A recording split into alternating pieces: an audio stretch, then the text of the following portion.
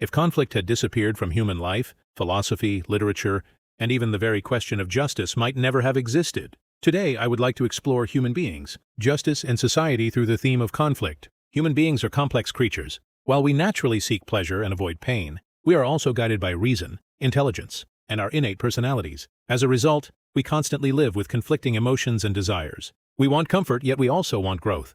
We want to protect ourselves, yet we also want to help others. Such conflicts are at the heart of what it means to be human. In ancient Greece, these human and social conflicts were depicted through mythology, Homer's epics, tragic dramas, and the historical writings of Herodotus and Thucydides. It was within this intellectual tradition that Socrates, Plato, and Aristotle emerged.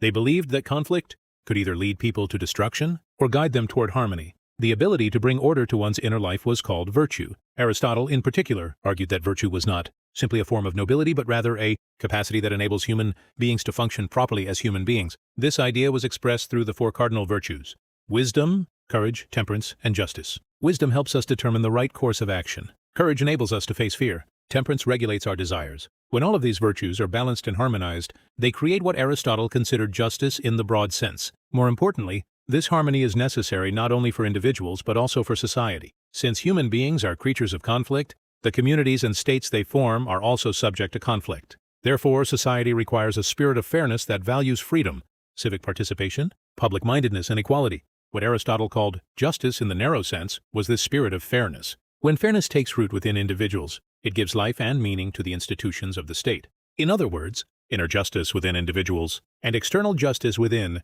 society reflect one another like a mirror. Through studying Aristotle's theory of justice, I learned how human conflict can be guided toward harmony and how that harmony can extend from individuals to society as a whole.